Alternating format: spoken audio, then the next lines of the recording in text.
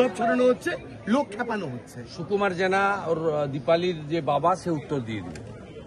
গুজব তো অভয়ার কেসেও পুলিশ ছড়িয়েছিল, গুজব তো এখনো ছড়াচ্ছে কসবা ল কলেজের ছাত্রী। মমতা বন্দ্যোপাধ্যায়কে কেউ বিশ্বাস করে না।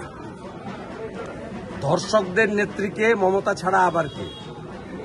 উনি বোলপুরে গিয়ে বোলপুরের আইসি স্ত্রী এবং মাকে ধর্ষণ করবে বলার জন্য আরো সিকিউরিটি বাড়িয়ে দিয়ে এসছেন অনুব্রত মণ্ডল। উনি অভয়াকে তাড়াতাড়ি পুড়িয়ে দিয়েছে বলে সোমনাথকে পানিহাটির চেয়ারম্যান করে দিয়েছেন। ধর্ষণকারীরা এখানে পুরস্কৃত হয়। তাই পুলিশকে বলবো, বিনীত গোয়েলের মতো আপনিও গুজব ছড়াবেন না। অটল বিহারী বাজপেয়ী না থাকলে মমতা বন্দ্যোপাধ্যায় এত বড় নেতা হতেন না। না না, আশ্রয় পেতেন না।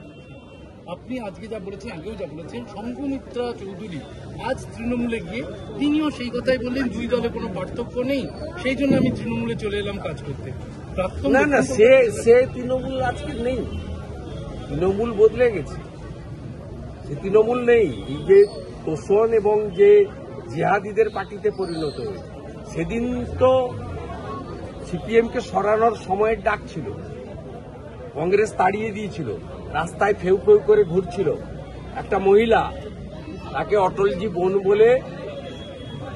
বলে মদত করেছিলেন এই বাংলায় যাতে কমিউনিস্ট রাজ শেষ হয়। সেই কারণে মমতা বন্দ্যোপাধ্যায় বলে ওই দিনটি তিনি হারিয়ে চলে যেতেন। যে বড় বড় কথাবার্তা বলেন, এর কোনো তো মূল্যই নেই। আর এ তৃণমূল তো সে তৃণমূল নয়, নইলে তো আমি ছাড়তাম না।